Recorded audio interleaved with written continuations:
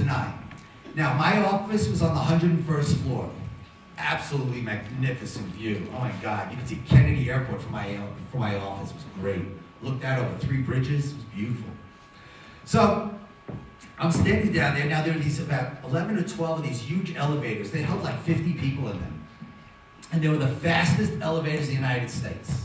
As a matter of fact, there was one elevator smack in the middle that went from the lobby all the way up to 106, which was the restaurant windows on the world, and it did it in like under a minute. I remember I took that elevator once, your ears used to pop when that thing went up. It was unbelievable. So, but you had to take, in order to get to my office, I needed to take an express elevator up to 78. On the 78th floor, that was a sky lobby. All of us there were just elevators. It was a lot of natural light, floor to ceiling windows on either side. It was very pretty. And so I sat, I waited in the back, waiting for the first elevator to come down. And the first elevator that came down was all the way on the right side of the lobby. So I quickly ran down to the end of the lobby, and I got into that elevator. We got up to the 78th floor.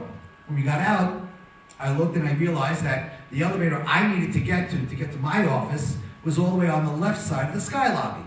So I got out of the elevator, I hung the left, and I started to walk to that bank of elevators to go up to my office.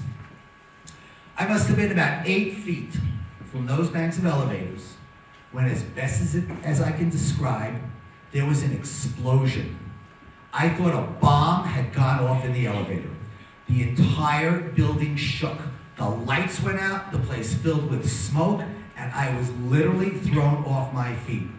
And there was havoc and chaos and yelling and screaming, fire in the elevator. I think, of course, the fire in the elevator. A bomb just went off in there. I didn't know anything. I didn't know any better.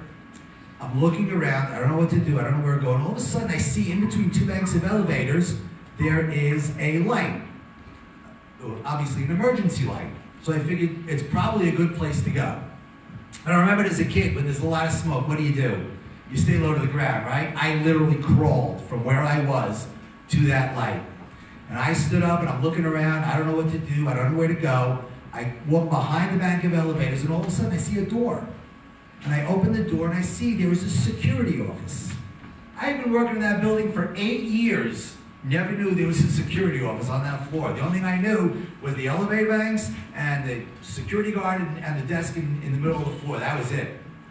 I open the door, I walk in, and there, sitting on the floor with her back to a wall, is this woman security guard, and she is crying her eyes out. And I leaned over to her and I said to her, "Ma'am, calm down. We're gonna be okay. We're gonna get out of here." And she calmed down, and I walked further into the office, and I found a guy there who was the fire warden for the floor. Now, just as a point of reference, all the big buildings in New York, they always had, on every single floor, there was always one person who was designated as the quote-unquote fire warden. And that means that if anything happens, all right, the management would call him, and he had a special phone that he could call them, all right, if he sees something. And that's how they disseminate the information. Once he gets the information, he disseminates it out to everybody else. I knew he was the fire warden because he had this silly red hat, and it said fire warden on it. I knew that because I had the same exact silly red hat because I was the fire warden for my floor. So I ran over to the guy and says, "What do we do? Where do we go?" He looks at me and goes, "I don't know." Of course he didn't know. We had no idea what had happened. All we knew was there was a bomb that went off in a building. We didn't know anything else. So I go outside. I figured, let me try and find a way out. He was trying the phones, by the way. The landlines totally knocked out. The mobiles, dead. The mobiles never even worked in the Trade Center. I remember standing by my window in my office going, "Hello, can you hear me now? Hello, hello." Never get reception. Yeah, it just didn't work. So I walked outside trying to figure out a way to get out. And as I get outside, I bump into a coworker of mine. Her name was Virginia DiChiaro. Virginia was on the elevator that I was about to get on when that plane hit. And as she described it to me, when that plane hit, the doors had started to close and they jammed open about a foot. The walls in the elevator collapsed, the ceiling collapsed, there was a cable in the elevator that snapped, it was sparking. The jet fuel came down the sides of the elevator, sparking, ignited by the sparks, and there was a wall of fire. Next slide, please. There were 3 people in that elevator. That's an artist's rendition of what it looked like. There were 3 people in that elevator. There was Roy Bell, Virginia, and Renee. Roy Bell was the first one to jump through that fire, and he suffered second-degree burns. Virginia jumped out right after him, and she suffered third-degree burns. And Renee, who was the last one out, she died from her burns. Space of 6, 8, 10 seconds, that's all it was, really. That was the difference between life and death that day, at least for these 3 people. So I see Virginia, and she is a mess. Her clothes are burnt. Her hair is singed. She is in terrible shape. And she sees me, she says to me, Ari, thank God, please help me. I'm in so much pain. And please, whatever you do, please don't leave me. And I said to Virginia, I promise I will not leave you, and we will get out of here. Now, here's a little bit of irony. Virginia and I were not good friends. See, she was an internal auditor, and she'd been hired by Cantor the year before, and the first department she audited was mine. Needless to say, she didn't give me very good marks. As a matter of fact, she almost got me fired. And there we were, she and I. I had a decision to make, I'm going to be honest with you. I mean, I could have said to heck with you, lady. I can't stay in the first place. I'm getting out of here, and good luck to you. But I didn't do that. You know why? Because here was another human being in trouble, and I was the guy that was put there for whatever reason, and I did exactly what I was supposed to do, and our past did not matter. She was in trouble, I was the guy that was there, and I did whatever I could in order to help her. So I said to her, come to the office. I sat her down, I gave her a cup of water. She couldn't hold an 8-ounce cup of water in her hand. That's how badly her hands were burned. Now, the doctors, I found out later, said that she was lucky, and I'm thinking, lucky? Really? Because they said what happened was before she jumped through the fire, she covered her face with her hands. So the palms of her hands were not burned, and her face wasn't burned, and for some reason or other, those seem to be like the 2 most important parts of your body that if you have a burn, those are the worst places to get them. So she was kind of lucky, but the burn on the back of her hands was so bad she couldn't hold that cup. I literally had to pour the water into her mouth. She's sitting down, I'm looking at the fire warden, what are we doing? I don't know, I still don't know, whatever. And all of a sudden, in walks another woman security guard, and she's carrying a 2-way walkie-talkie radio. And I'm thinking to myself, there is help at the other end of that radio. But she's crying like a baby. I mean, just totally lost it. And I knew that she can get us help. I ran over to her. I grabbed her, and I said, ma'am, you've got a radio. You can get us help. You need to calm down. You need to get on that radio, and you need to get us help now. And she did one of those, and she started to whimper, and she said, we're on 78, we need help. There was so much chatter on that radio, I realized help is not coming from there. I go back outside, come back inside, checking on Virginia. All of a sudden, the fire warden says, okay, we can get out. Stairwell on the left. Stairwell on the left. I'll never forget those words. When I go into any building these days, any kind of building, it doesn't really matter, I always look for these signs. You know what they say? Well, in the States anyway. They say exit. Here they have a little man running or something like that. I look for those, because I never know, and it might save my life, because it certainly did that day. You see, he said stairwell on the left. All of a sudden, I'm looking around. I look up. I see it says exit. So we headed that way. And we went around a bend. And sure enough, there was a door there. And some guy who ran ahead of us opened the door. And he says, I found it. And I looked inside, and I saw there were lights on. And I'm thinking to myself, the lights in the building just went out. So those are probably emergency lights. So, if those lights go out, it'll be pitch black. So I turned to the people behind me, because it was the 4 of us, Roy Bell, Virginia, myself, and the fire warden, and about 6 or 8 other people that were with us on the floor. And I turned to the people behind me, I said, does anybody have a flashlight? Right? Figuring if the lights go out, at least we'll have light, right? 2 people behind me. And I'm going to go, yeah, we got a flashlight. And I'll never forget thinking to myself, where did you get a flashlight from, and why are you carrying it? I don't know if you have Let's Make a Deal in this country, but I remember Monty Hall always, I'll give you $100 for a bobby pin. Maybe they're waiting for him to show up. Give him $100 for a flashlight. I don't know. But I said, listen, folks, if the light goes out, nobody panic, we will have light. And the next thing I did was I looked down at Virginia's feet. And I said, thank God she's wearing flats. Because let me tell you something, there were high-heeled shoes in that stairwell all the way down. Women had kicked them off just to get down as fast as they could. So there we were. Fire warden, Roy Bell, myself, Virginia, we started to walk down in a line. And I did that because, next slide please, I did that because I said to Virginia, if you feel faint, if you feel like you're gonna fall forward, fall on me, and I'll carry you. Of course, Roy Bell turns to me and says to me, oh, wait, whoa. You know, she falls on you, you're gonna fall on me, there's no way I'm gonna. I said, Roy, I got it handled, calm down, we're okay. We started to head down. We got down 3 flights. We started on 78. We got down 3 flights to the 75th floor. One of the biggest miracles of the day happened to me, other than the fact that I wasn't killed when the plane hit. My mobile rang. You know, most people look at me like I'm crazy, which I am, by the way, for other reasons. And remember what I told you before, the mobiles, they never, ever worked in the Trade Center. And here was a day where everything was shut down. There was nothing, and my phone rang. I was so shocked. I picked up, I went, hello? It was my wife on the other end of that phone. And she was crying, and she was telling me something about a plane going into a building. I had no idea what she was talking about. I said to her, Joyce, I'm in a stairwell. I'm on the 75th floor. I'm on my way down. Now is not a good time.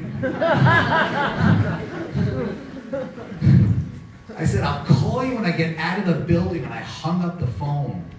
Not realizing, of course, it would be hours until I spoke to her again. Roy Bell looks at me and says to me, oh my God, you got signal on you got reception on your phone. Can I use your phone? I said, of course. I handed him my phone. He dialed. He hit send. Nothing. Dead. I literally looked up and I said, thank you, God. Because at least I knew now that my wife knew that I was alive. I wasn't killed when the plane hit. And that gave me a certain level of comfort for sure.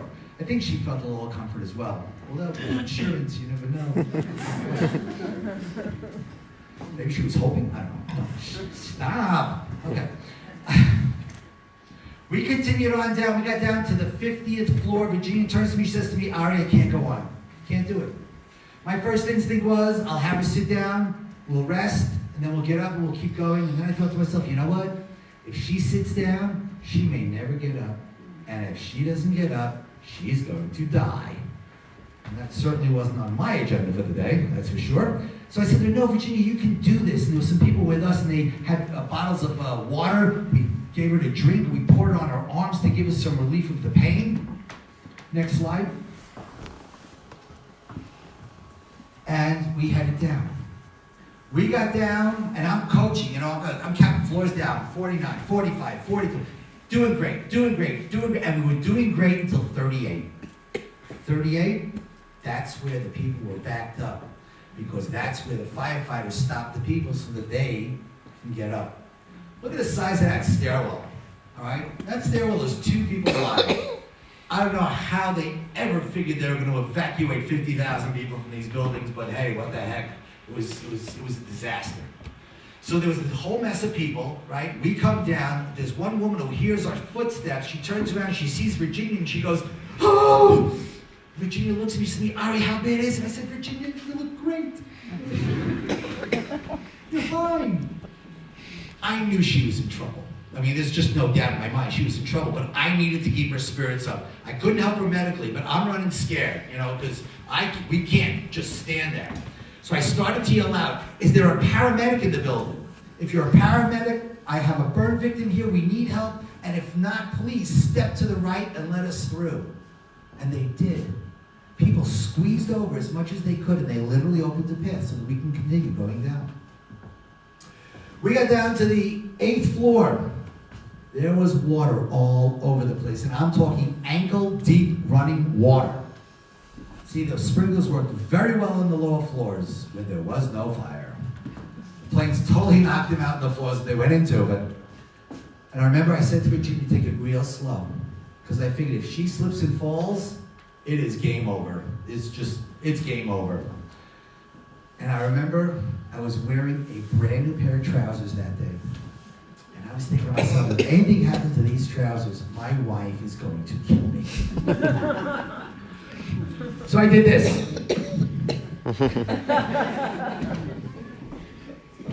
That lasted 1 flight, okay? And I said, you know what? I'll deal with my wife later if I ever get out of here. and we kept going down. We get down to the first floor, and the fire warden keeps leading. And I said to him, where are you going? He says, we have to go out through the garage. I turned to Virginia, I said, we just went down 7, 8 flights of stairs, what's another 4 or 5? And we continued down. We got down 2 more flights, when all of a sudden the door on the first floor opens up, and some guy yells out, where are you people going? I said, we're going out through the garage. He goes, no, you can't get out through the garage, you gotta come back up here and come out through the first floor. I said to Virginia, we gotta go back up 2 flights. She said a few things that I can't say in Vic's company, or in any company for that matter, and we went back up. Now, you know what I learned later? There were people in that garage that never got out. Who was the guy who opened the door? I don't know, because I never saw him. And why did he pick that moment to open the door? I don't know. But that voice saved our lives that day. We got out on the first floor, and lo and behold, we're right by the lobby of Tower 1. I figured, great, through the revolving doors, through the lobby, out the revolving doors, the fastest way out of the building. But there were police and firefighters there, and they were telling us, no, not that way, go the other way, go the long way, through the mall, through the atrium, through the stores, it was a long walk. And I'll never forget, it was literally raining in the building from the sprinklers. And Virginia, I remember her telling me, she said every time a drop hit her arm, she said it was like a knife going through her arm. That's how bad it was. I'm going to tell you, I'll leave that. How much time do I have? Half an hour. Okay. So we headed that way, and I was so happy that we did, that I listened to the police and firefighters. I'm a good citizen, right? But I was very happy because if we gone out the way I wanted to go out, it would have put us on West Street. You know what was going on West Street? That's where the people were jumping. If I would have seen that live, I wouldn't be standing here today. My mind would have been gone, for sure. So I thank them every day that they were there. We get out of the building, and and there were police and firefighters, and they're telling everybody, uptown, uptown. People started running uptown. I stopped the cop, and I said, I got a burn victim here. Where do we go? What do we do? He says, go across the street in front of the Millennium Hotel. We're setting up a triage center there. There'll be an ambulance there. Bring her there. And that's what I did. And all of a sudden, an ambulance pulls up. I help her into the ambulance, and I breathe a sigh of relief. Because at least now I know she's getting medical attention. The only thing I could do was keep her spirits up. I couldn't help her medically, but now she's getting medical attention. I step out of the ambulance, I turn around and look at the buildings, and I said to the guy standing next to me, how did building 2 get on fire? See, I never heard that second plane. And people look at me like I'm nuts. I was so focused on the task at hand, it was my survival and her survival, that I blocked everything else out of my mind, and the only thing I was focused on was getting her to safety, and I never heard that second plane. Guy looks at me and says to me, what, are you kidding me? 2 jetliners went into the buildings, they're calling it a terrorist attack. I look at him like I said, what are you talking about?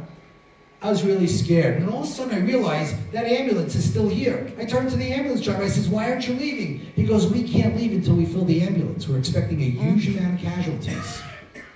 Now I'm going to tell you something. The hospitals across the city were all ready.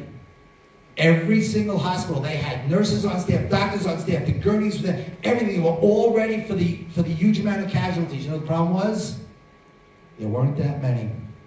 You were either very, very much alive or very, very much dead. But there wasn't a whole lot in between. Virginia is writhing in pain. They wouldn't even let her lay down. She had to be sitting up. She's writhing in pain. I said, hang on, Virginia. We're almost soon. Finally, they filled the elevator. The EMT says, okay, we're ready to roll. Great. Virginia turns to me and she says to me, Ari, you're coming with us. I went, Virginia, you don't need me anymore. I'm going to get a hold of your mom. I'm going to call her. She's going to come. She's going to get to the hospital. She's going to take care of you, and you're going to be all right. She turns to the ambulance driver. She says, we're not leaving unless he comes with us. I look at the ambulance driver. He looks at me. I see in his eyes, he's thinking, this is not a cab service. And I'm thinking, I don't need a cab service. I don't want to go anywhere. The reality is, I knew where I was. And if I had to go someplace else, I would know how to do that from where I was, because that's where I was every day. So the thought of getting into that ambulance and going God knows where didn't excite me. Besides, once that ambulance leaves, there's only one place that I'm going, and that's back into that building. See, I left a bunch of friends and coworkers up there, and I was going back to help. That's the only place I was going.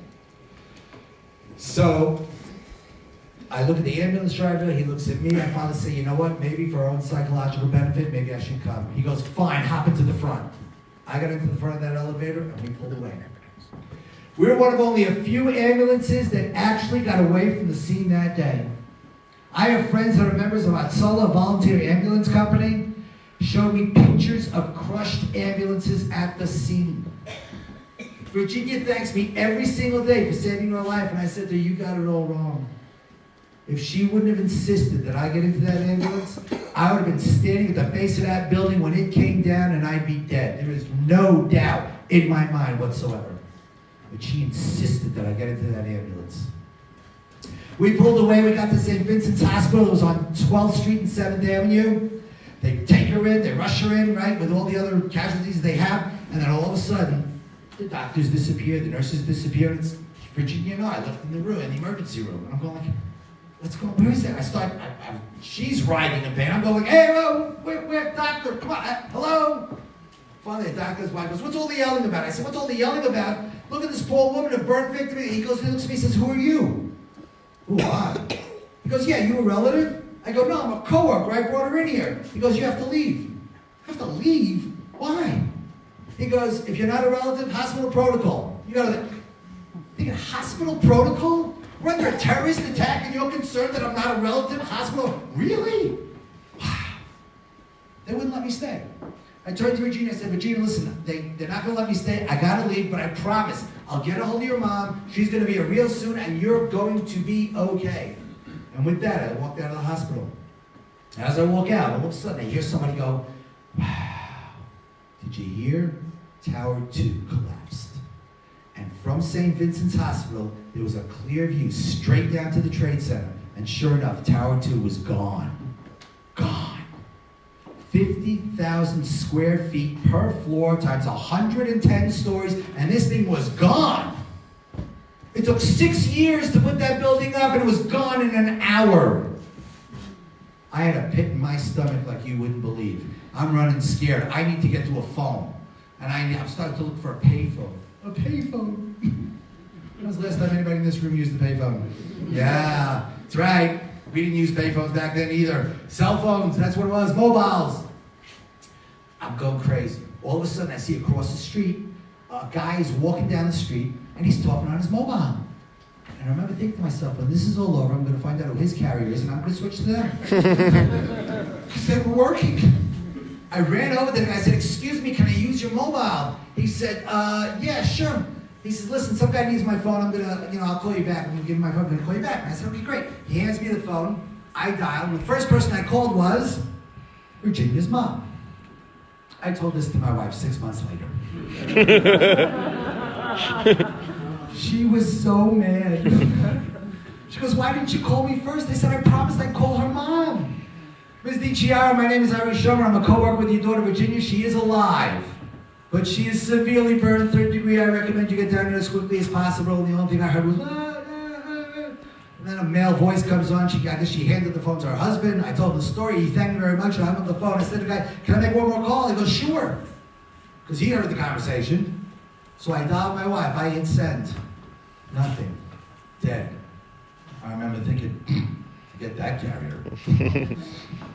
But I'm really running scared. I don't know what to do. All of a sudden, I see a restaurant. Restaurant, they have phones.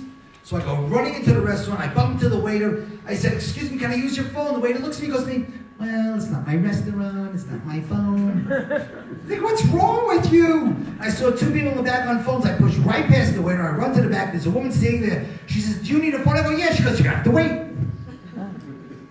No, you don't get it, lady. This is an emergency. I need to use the phone. There were 2 guys sitting there eating breakfast or lunch. I don't even know because I had no idea what time it was. The first time I looked at my watch, after the 20 to 9 part, it was 1:45 in the afternoon. First time I looked at my watch. Guy looks at me and says to me, do you need a phone? My apartment is 5 doors down. you can come to my apartment or my flat and use my phone.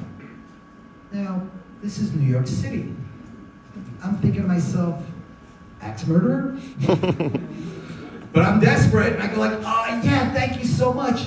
And he says, it's right, listen, I'm gonna let this guy, come up to my flat and use my phone, whatever, and we'll catch up later. And we walk out of the restaurant. We walk around the corner, and believe it or not, around the corner, there was a payphone with a line of people on it. And as we're walking, this woman comes off the line, starts heading towards us. And as we meet, he stops her and he says, do you need a phone? You can come up to my flat and use my phone. You saw the look in her eye, because now there were two of us. And she's thinking, rapist? She goes, no thank you, and she keeps walking. We get to the door of his apartment building, right? He opens the door, turns to the people online, and says, if anybody needs a phone, you can come up to my flat and use my phone. Who was this guy? He was not a New Yorker, I'll tell you that, that's for sure. And by the way, it turns out he wasn't a New Yorker, he was actually from Ohio. That's a different story. So he opens the door to the building, and I look inside, and I see it is a 6-story walk-up. You know what that means? That means it's 6 floors and there's no elevator. And I was very, very tired. And I literally looked up to God and I said, please God, please let him live on the first floor. And he did. He lived on the first floor. Oh my God. I couldn't believe it. He opens the door to his flat. I look inside. Let me tell you something. I had closets that were bigger than this flat. His flat was so small, you couldn't change your mind in his flat. That's how small the stupid thing was. So I walk over, I said, by the way, do you have a TV? He goes, no. Okay. Do you have AM radio? Because that's where the news usually is. He goes, no. I said, have you got a phone? He goes, yeah, right there. The guy was really strange. This guy did not have a mirror in his apartment. Because somebody later asked me if I was okay because of the way I look. I had no idea what I looked like because I didn't see myself. So I pick up the phone, I dial, I get a fast busy. Trouble on the lines. Hang it up, pick it up again, fast busy. 3 times it happens. Finally, a guy behind me, because people started coming up from the line from the middle. Guy taps on the shoulder and says, excuse me, can I try now? I went, sure, go ahead. He picks up the phone, he dials, goes, yeah, hi honey, it's me. I'm in some guy's apartment, I'm okay. And he hangs up the phone. The woman behind him, she goes next. She picks up the phone, she dials. Yeah, it's some guy's apartment, I don't know where it is, but and I'm okay. I'm thinking, I said, give me that phone. But I was very civil, and I said, can I try one more time? And they said, sure. And I dialed, and I got a fast busy. I'm telling you, I was so paranoid, I thought that it was a conspiracy, and they were out to get me. I thought the terrorists missed me in the Trade Center, they tracked me down here, and they're gonna get me here. That's what I thought. I mean, I was totally illogical, I know, but that was the paranoia. I said, one more time. He says, okay, fine. I dial and it starts to ring. My heart is pounding. All of a sudden, they pick up the phone. Beno Space Yaakov, may I help you? My wife worked in a girls' yeshiva. I said, Joy Schonbrun, please. Who's calling? Her husband? Hold on, no. And then they put you on hold. The problem with that is they put you on hold, they put you on perma-hold. Okay, they put you on hold, they put the music on, and they totally forget about you, figuring, the music will soothe you, and I don't have to deal with you. It couldn't have been more than 60 seconds. It seemed like hours until my wife finally picked up the phone. I said, hi, honey, it's me. And she started to cry. I said, honey, what's the matter? Tower 1 had collapsed. Where was I the last time she spoke to me? I was on the 75th floor of Tower 1. She was sure I was dead. She was trying to figure out, I had 4 kids at the time, she was trying to figure out how she was going to tell the kids that daddy's gone. My oldest male child was 8 years old. That was Baruch. She was wondering who was going to say the mourner's Kaddish for me. Thank God, I survived. I got out. God was looking after me that day. So she says to me, what are you going to do? You know, the city is shut down. No buses, no trains. The tunnels are shut. The bridges are shut. You can't move in or out of the city. What are you going to do? Hey, thanks for the news, Azu.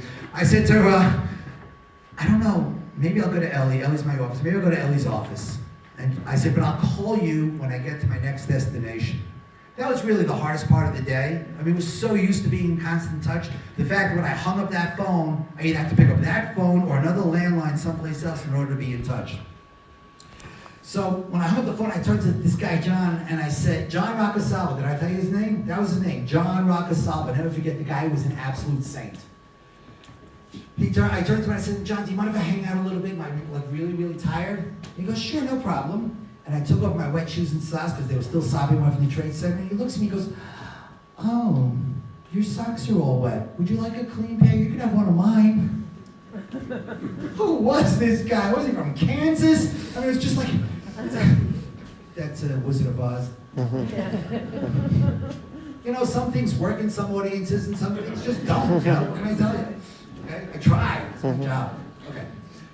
So, you know, I thanked him very much, and I hung out for about 5 or 10 minutes, realized I needed to get moving, and I, you know, put my wet shoes and socks back on, thanks very much, and I left. Now, I figured my brother works uptown, so I figured, okay, I'll just go uptown. The problem was, I'd never been in that neighborhood. I didn't know how to get uptown, so I stopped somebody. I said, excuse me, can you tell me how to get uptown? And the guy looks at me like I'm crazy, goes, are you kidding me? Follow the crowd. Because everybody was going uptown, because nobody was going downtown, that's for sure. So I follow the crowd, and we get out to 8th Avenue and 12th Street, and I remember I had a friend of mine in August on an office on 9th Avenue and 16th Street, but this wasn't any office. He was a financial printer. I don't know if anybody knows what that is, but basically people in the financial world, you could spend weeks at a time, 24/7 in that office. He had showers, he had workout rooms, he had billiard rooms, he had everything. The problem was I didn't have a change of clothes, so taking a shower wasn't gonna help me any. But I walk into the double doors, and the receptionist looks at me, she says to me, Ari, are you okay? I'm like, yeah. Remember, I didn't know what I looked like. To this day, I still don't know what I look like. She says to me, can I get you anything? I said, yeah, a conference room, a phone, and some water. That's all I need. And they were really, really accommodating. They gave me a conference room, and I started to call everybody that I knew. I had my phone, which wasn't working, but the address book was there. And I just started to dial everybody I knew. The only people I couldn't get a hold of that day were my parents. So my parents live in Israel. And you couldn't get an international line out for no money. But, it was a good buyer. I had a niece living in Belgium. And my niece in Belgium called my sister-in-law West Hempstead, not your West Hempstead, my West Hempstead, New York. Called my sister-in-law in West Hempstead. My sister-in-law in West Hempstead told my niece in Belgium that I was alive, so my niece in Belgium called my parents in Tel Aviv to let them know I was alive. Now, if you missed any part of that, don't worry about it. You can talk to me later. But at the end of the day, all you need to know is that I knew that my parents knew that I was alive, and that gave me some level of comfort. All of a sudden, the guy walks in, he says, would you like some lunch? I go, lunch? What time is it? Oh my God, it's 1:45. I said, I really appreciate it, but you know what? I don't think you can help me because I'm strictly kosher. He goes, oh, that's okay. We have kosher clients up here all the time. We'll just order from the deli across town. I go, they're not going to deliver. He goes, oh, sure they will. They deliver all the time. This was a guy who was clueless. I said, pastrami on rye, chips and Coke. Thanks. Comes back to me about 3 minutes later, goes, they won't deliver. Well, duh! Wow, let me tell you. Cool. There's a sharp one. Anyway, but he felt so bad that he said, you know, we have a pantry here, we have chip snacks, and we have granola bars, we have orange juice, you know, help yourself to anything. So I took granola bars, chip snacks, and orange juice, I sat down and I had my lunch. I called my brother, and we had a conversation about who's going to go where. Do I go to him? Does he come to me? Ultimately, he won. He said, come up to my office. I said, okay. And I said, but don't leave until I get there. Because, you know, he walks out, I'm totally shafted here. So I started to head up to my brother's office. It's another story in and of itself. But I got to my brother's office on 47th Street and 6th Avenue. And I remember I rang the bell with double doors. They go, who's there? I said, it's Ari Schonbrun. I'm here to see Elliot. Just a minute, please. Buzz. Walk in. His office was on a lower level, so I walked down a few steps. There was another set of glass doors, and I walked through the glass doors, and my brother was standing probably like from where I am, like that pole over there. That was the distance. And I saw him, and I walked over to him, and I grabbed him, and I hugged him, and I started to cry. And I cried for 5 solid minutes. I had been really, really strong that day. I needed to be. It was survival. It was my survival. It was Virginia's survival. All right? I had no choice.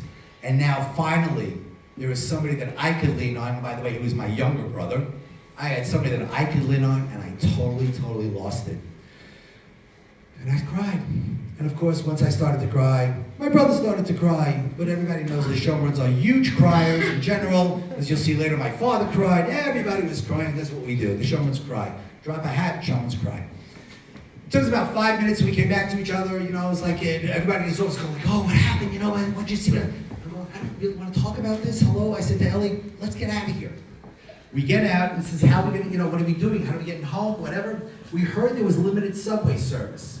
So we went down to the subway, and sure enough, an F train pulls in. We get on the F train, we go out to Queens. And I called a friend of mine who owned the car service, who I had spoken to earlier, and she said, if you get out of the city, I can get a car to take you home, because I can't get a car in the city.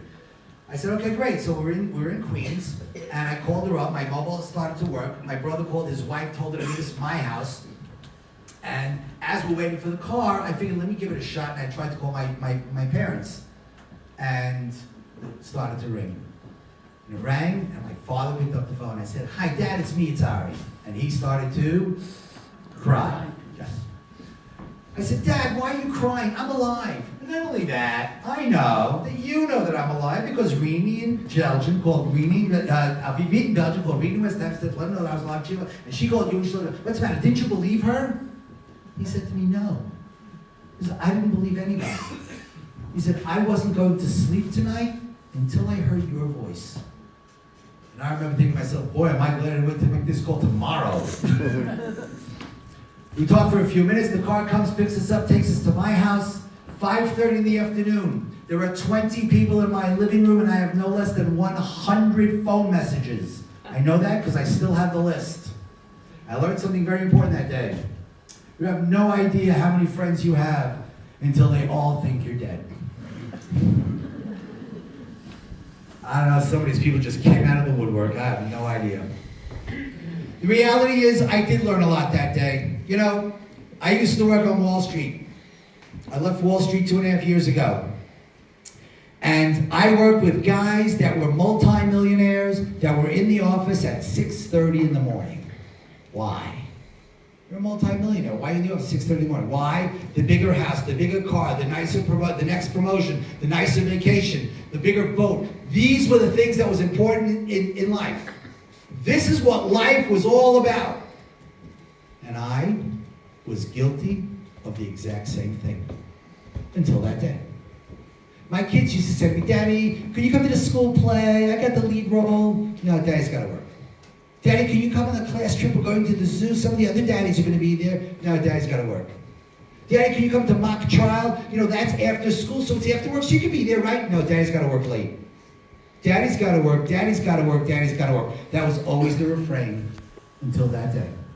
Today, Daddy's on the class trips. Daddy's in the school plays. Daddy's wherever his children and our grandchildren need him to be. Because that is what is important in life.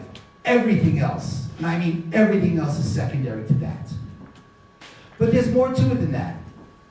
Do you realize, like I realized, I was plucked out of a burning, collapsing building and given a second chance.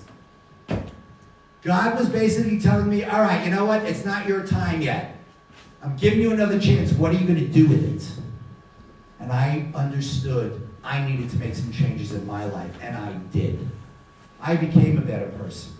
One of the biggest things that I took upon myself, I was not going to swear anymore.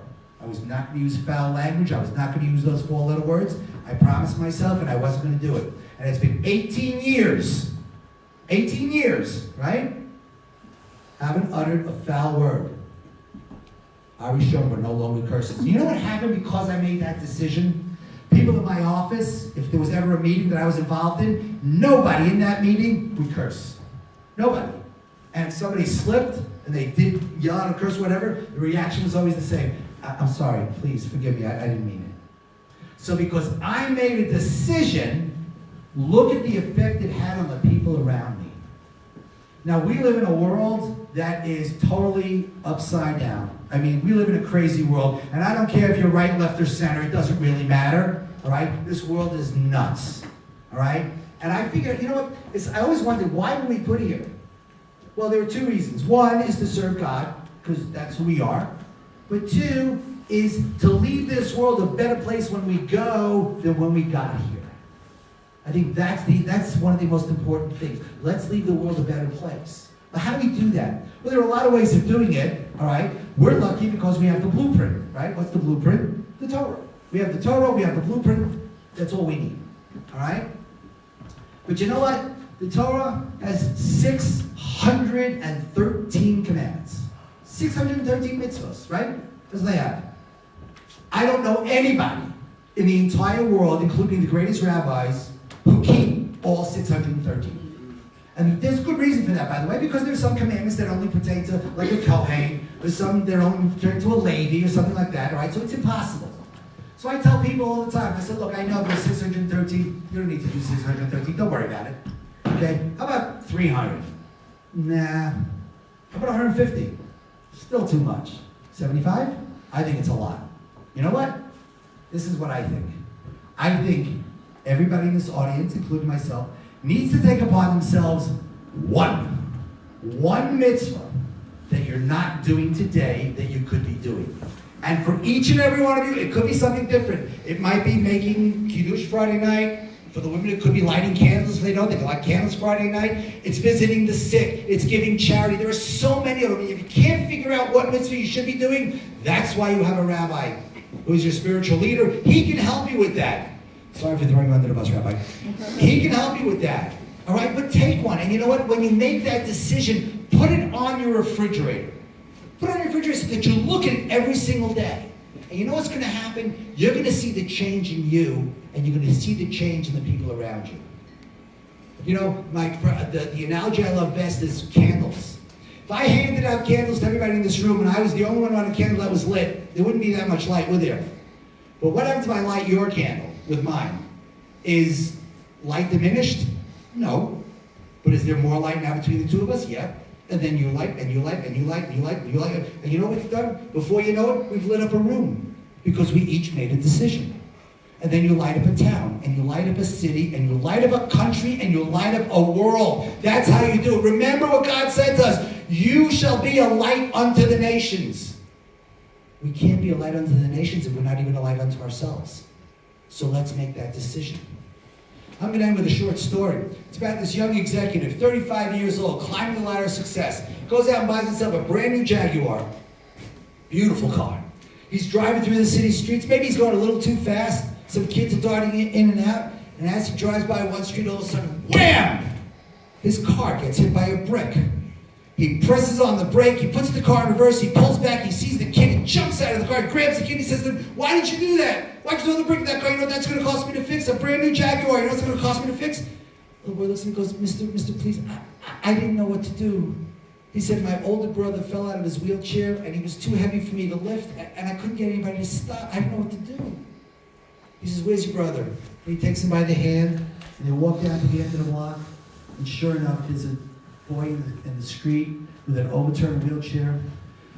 So this young executive takes the wheelchair and he puts it right side up, and then he picks the boy up and he puts him in the wheelchair and takes out his handkerchief and he wipes away the blood from the scratches, and the little boy starts wheeling his brother away. And he says, thank you, mister. Thank you so much. And this guy walks back to his car with a lump in his throat, and he sees the dent and he vows never, ever to fix it, because he never wants to forget what happened. You see, they say that God whispers to our minds and he whispers to our hearts, but we're so busy running through life that we don't have time to listen, or we don't take the time to listen. So you know what happens? Every so often, he throws a brick at us to wake us up. Now me, I've had the brick thrown at me. You have a choice. You can listen to the whispers, or you can wait for the brick. Thanks for listening.